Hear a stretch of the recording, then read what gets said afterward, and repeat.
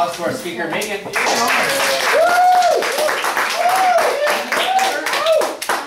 don't know if it will work with Clicker, but it does. Normally, we wouldn't have this much time to play around, but I like this time. So do I. No. It's relaxing. We should throw more of these days in. No!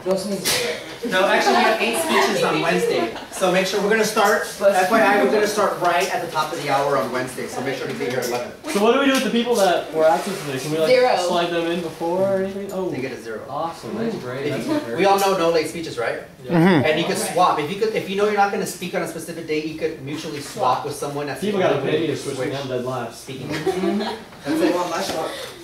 All right, let's give another round of applause to Megan.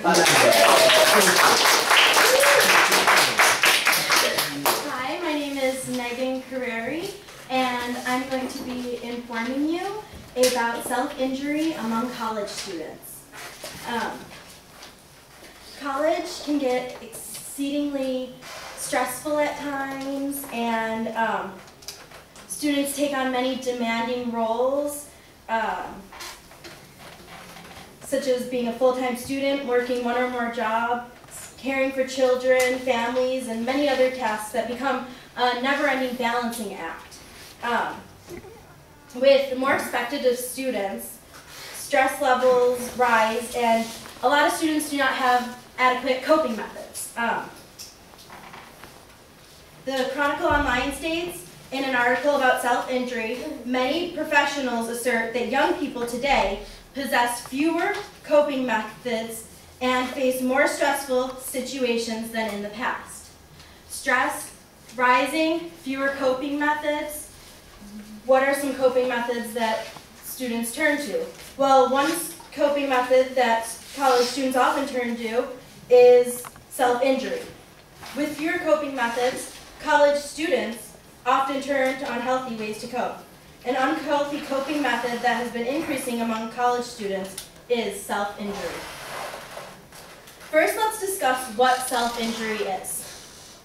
According to the Webster Dictionary, self-injury is the practice of cutting or otherwise wounding oneself, usually considered as indicating psychological disturbance. From the Merriam-Webster Incorporated Dictionary, 2011.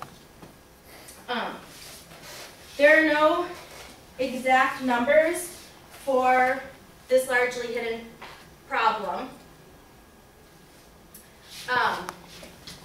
but anonymous surveys suggest that 17% of college students have self-injured, and experts indicate that self-injury is practiced by 15% of general adolescent population.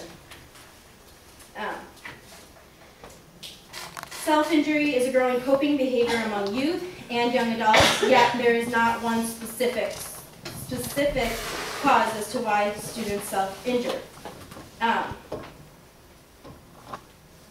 So secondly, I would like to discuss the cause of self-injury.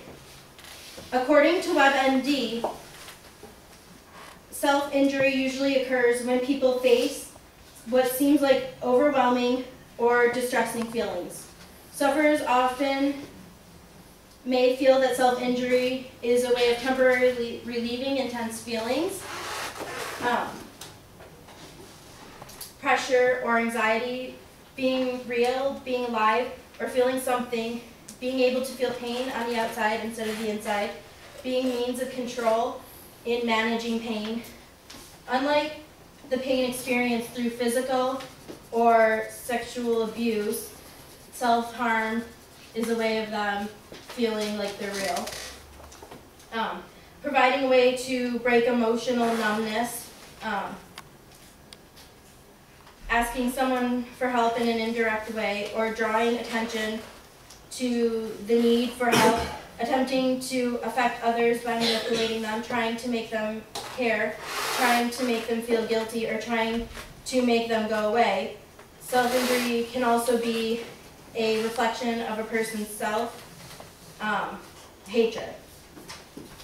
Self-injury can also be a way of people coping with that stress that they feel, or different ways of feeling real. Self-injury has many causes, yet few treatment options.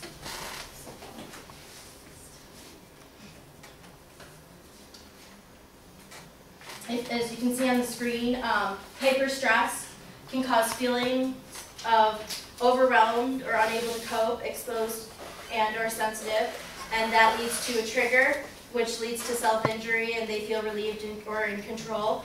It can also be disassociation, feeling numb, lost, alone, disconnected, or unreal, which leads to the self-injury and feeling alive and able to function.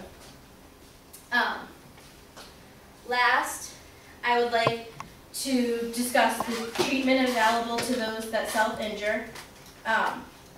91% of counseling center directors reported that the recent trend towards greater numbers of students with severe psychological problems continues to be true on their campuses.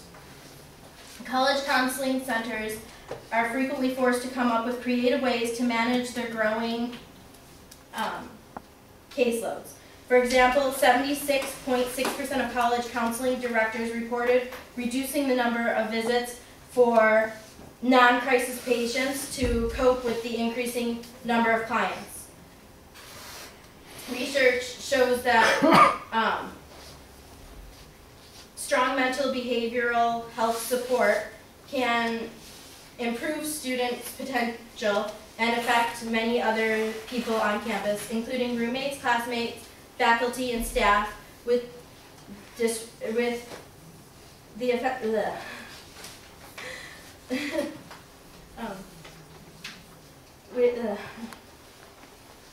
Without proper psychological student service, students with emotional and behavioral problems have the potential to affect many other people on campus, including roommates, classmates, faculty, and staff with disruptive or even dangerous behavior.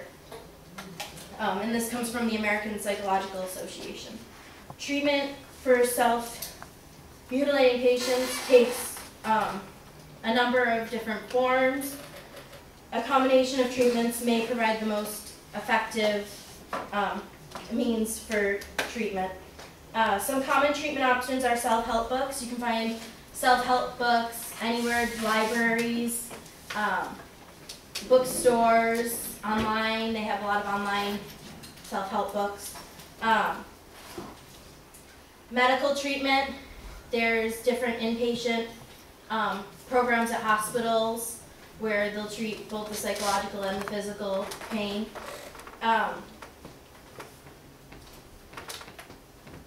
Therapy, you can go to your school's therapy center, counseling center.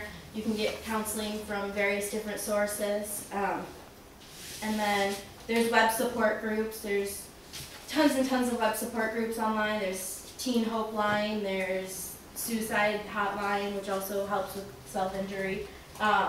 There's selfinjury.com, and that is another support site. So there's many different methods that you can receive support, and oftentimes a combination of those allows for the most adequate support. In conclusion, self-injury is a common way students cope with stress, deal with emotional issues.